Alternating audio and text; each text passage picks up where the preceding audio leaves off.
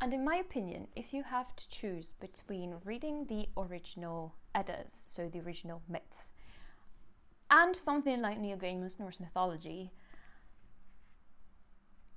you really have to read these first. Hi, it's me, Mars, and welcome to my little corner on the internet. Today I really wanted to talk about books, but not any kind of books, but books about Norse mythology. As you do not know, I am a master's student in English and I am specializing in medieval Germanic literature. And my passion resides in Old Norse literature. Over the years, I have gathered a nice amount of books on Norse mythology because that is where I began. I began being absolutely fixated on Norse mythology and then I discovered the field of Norse study. So now I focus primarily on manuscript studies. So I study old books made on dead animal skin, but I have started with just books like normal novels. And since I have started, I have gained a good knowledge of the actual Norse mythology. So I thought that I would review these books so that maybe I can recommend some of these to you. Now, little disclaimer, as always, I do not claim to be an expert. I have yet to receive my degree after all. What I am is simply a very passionate person that has taken an academic approach on the study of everything Norse, really. But I have had my fair share of endeavors with Norse mythology. So I would say that even though I'm not technically an expert on paper yet, I am trying my best to become one. So take my humble opinion as just an opinion for now. I am reviewing books, I'm not giving a lecture, so my opinions are not strictly professional. They're just, you know, I am a reader, I love reading, I love books, and I love Norse mythology, so this is just a review of these books. We want to start by the book that I am currently reading, which is The Witch's Heart by Genevieve Gornichec. I really do not know, I probably butchered the name, I'm very sorry. But this is basically not even a retelling, but it's a novelization of the myth of 𝐦𝐞𝐽𝐻. And I have just started this, really. I am on page 85, like, really. So I would say that this book probably belongs to the genre that is getting very popular recently. If you know the book 𝐸, if you know that book, this basically is the same genre. So it's a novelization that takes a female character and that is oftentimes being overlooked and puts it at the center of the story and basically tells her story from her point of view. So this is basically the same thing that the author is doing. And I'm gonna be honest, I'm not a really huge fan of that genre. I read 𝐸 and I liked it, but I did not love it, if that makes sense.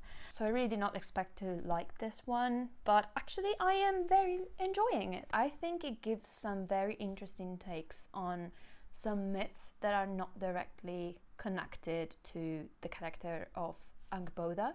I really like when the author takes some myths that are not directly connected to her, kind of weaves them so that she can have a part in them as well. Like, I'm just at the beginning, so I'm not going to spoil anything because I don't know anything, but at the beginning she connects 𝐦𝐞𝐽𝐻 with the myth in which Loki gets his mouth sewn.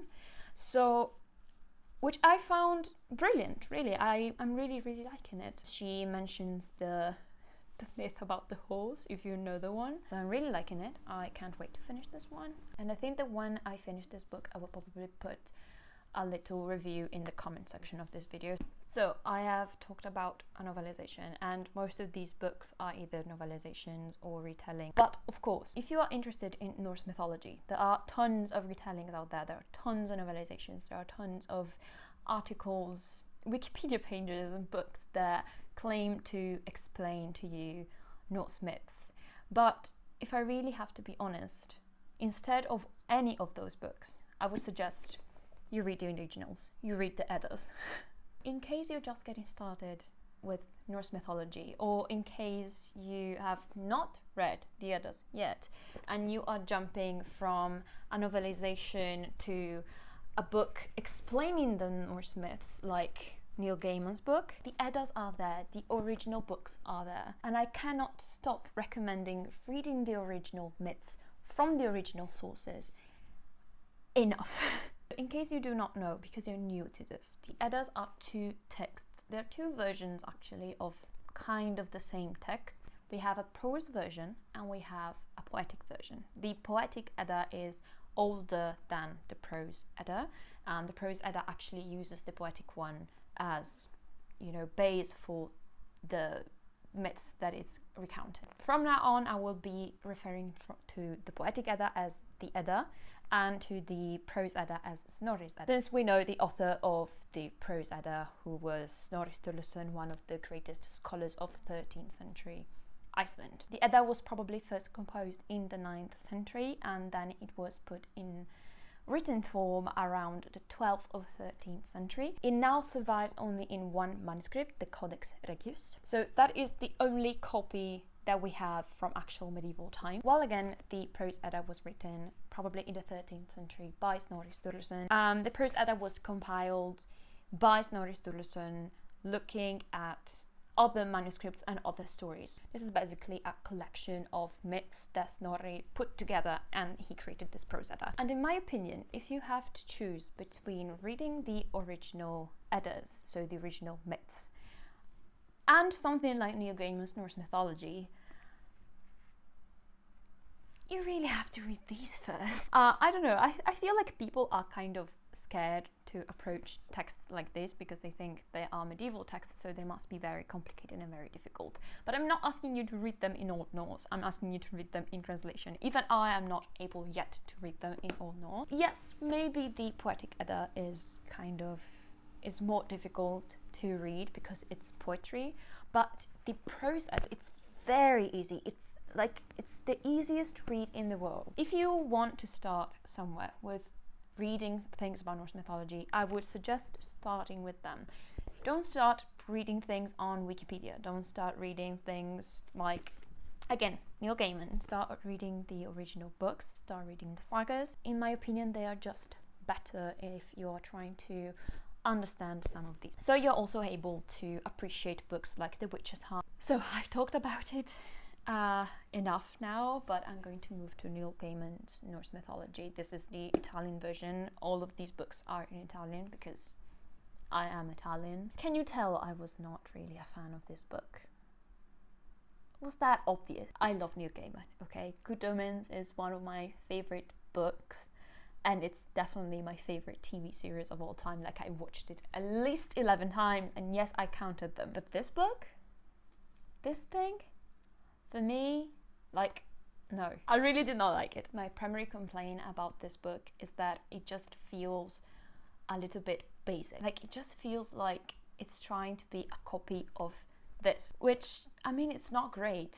My complaint is that the myths that are retold in this is basically a novelization of some of the most famous myths, and that's exactly its problem. Like, the myths that are in this one, in my opinion, they are too well known, like they are too popular, and they are basically the same myths that get told over and over again, and that I feel like people know them by this point because they have been popularized so much. I don't even remember what's inside of this book, honestly. I think there is the myth with Thor dressing up as Freya, so the wedding, you know, the wedding myth. There is the myth about the children of Loki. There's probably the one about Loki and the horse again.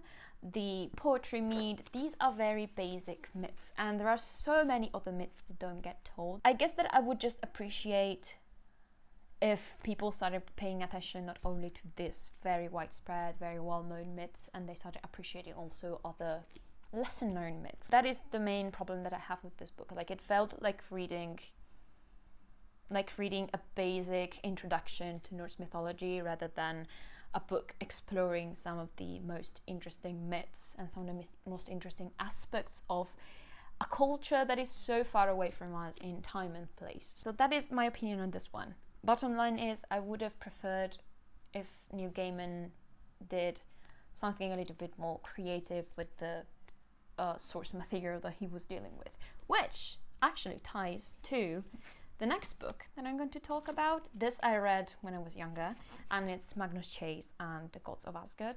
I hope that is the correct title in English, because as you can see, this is again the Italian cover, the Italian version of the book. Now this is of course part of the universe of Percy Jackson, which I loved when I was younger and I still love. This book is basically the Norse version of Percy Jackson. Honestly, I liked it. Like when I first read this, I was of course younger and I was just getting started with all this stuff, but I really liked it. I have good memories with this book. I think it takes some pieces of very well-known myths, kind of like Neil Gaiman, but Uncle Rick is very good at kind of twisting them and giving them a modern twist and kind of changing them up so that they're always interesting, even if we are in the 21st century.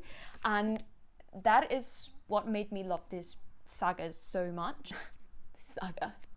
So I would actually recommend this. Probably not if you are a bit older, you would not probably like this, but if you're a little bit younger, you're just getting started, this can actually be a good introduction. Like if you read this even before you read these, you will learn things and you will learn interesting things instead of the same old tales, you know? Like, I would recommend this. I will move on to 3 books. I only own 1, but all these books come from the same author.